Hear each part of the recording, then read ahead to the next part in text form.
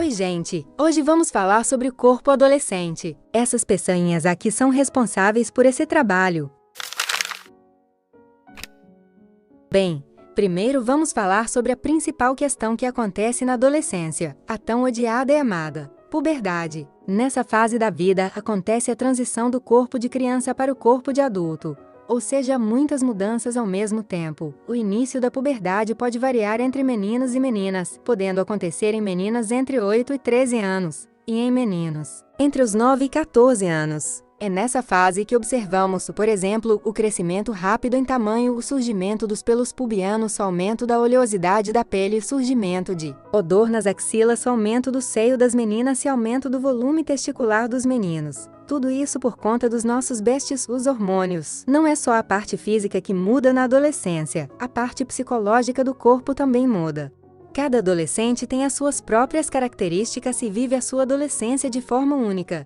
Mas há uma série de processos que se verificam de forma mais ou menos constante. São elas: desenvolvimento do pensamento abstrato, autonomia e a construção da identidade. Não é uma fase mãe, é um estilo de vida. Os jovens vão construindo a sua identidade do ponto de vista moral e ético, social, sexual, vocacional, profissional. É igualmente um processo difícil e causador de ansiedade e dúvidas variadas. É por isso que sou emo. Brincadeira essa parte. Mas vemos muitas vezes comportamentos exploratórios e experimentações que refletem a forma incerta e sinuosa como a identidade se constrói, muitas vezes por caminhos desconhecidos e por tentativa e erro. São muito intensas as reações emocionais nessa fase da vida.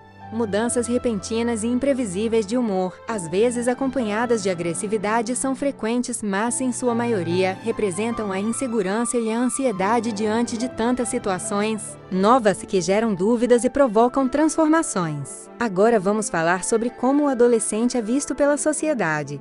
Embora ainda pouco estudada, a adolescência tem sido vista desde a antiguidade pelo prisma da impulsividade e excitabilidade. Na Grécia Antiga, os jovens eram submetidos a um verdadeiro adestramento, cujo fim seria inculcar-lhes as virtudes cívicas e militares. Aos 16 anos podiam falar nas assembleias. A maioridade civil era atingida aos 18 anos, ocasião em que eram inscritos nos registros públicos da cidade. A ginástica era bastante utilizada para o desenvolvimento físico e moral das crianças e jovens. As moças faziam exercícios esportivos a fim de adquirir saúde e vigor para seu futuro de mães de família.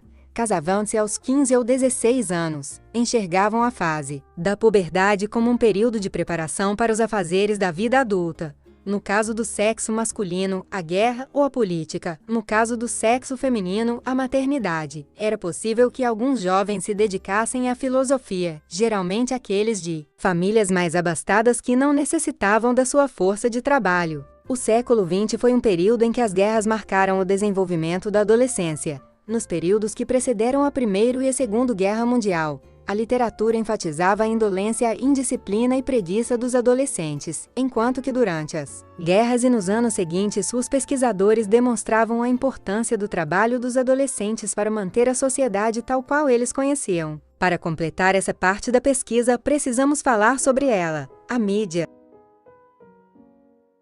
De acordo com a Oxford Languages, mídia é todo o suporte de difusão da informação que constitui um meio intermediário de expressão capaz de transmitir mensagens. O conjunto dos meios de comunicação social de massas. Abrangem esses meios o rádio, cinema, a televisão, a imprensa, os satélites de comunicações, os meios eletrônicos e telemáticos de comunicação. A mídia nos cerca. Ela está na música, na moda, nos apps sociais. Os adolescentes, que estão na fase de mudança e de construção de personalidade, usam a mídia como uma forma de ajuda, mas muitas vezes acabam atrapalhando. Por exemplo, muitos filmes que retratam o famoso high school ou ensino médio americano mostram a adolescência de forma totalmente superficial, principalmente no ponto de vista feminino. Existem vários filmes musicais e músicas, entre outros, que falam que a adolescência se resume a bullying, rivalidade feminina e romance.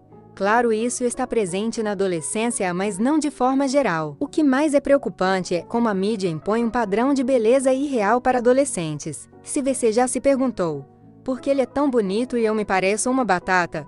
Saiba que essa pergunta tem resposta. A genética influencia. o crescimento do nosso corpo e muitas vezes esse corpo não é o corpo padrão. Muitos adolescentes tentam seguir um padrão estético extremamente real para poder seguir a moda, por isso hoje em dia os transtornos alimentares e mentais só crescem mais e mais entre os jovens. Algumas das principais doenças são a bulimia e a anorexia. Se você tem alguns sintomas que estão na tela, não se cale, procure a ajuda de um profissional. A depressão e a ansiedade também são doenças muito presentes na adolescência atual. Infelizmente, um dos motivos disso é porque os adolescentes atuais procrastinam muito e têm muitas coisas à sua disposição, criando um certo vazio dentro de si.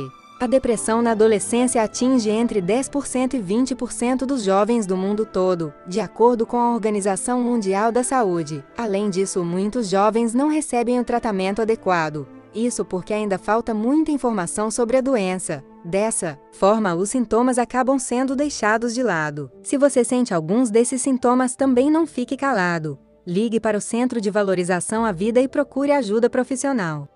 Aos adolescentes que estão assistindo esse vídeo, um recado. Aproveite essa fase do melhor jeito possível, mas claro, de forma saudável e positiva.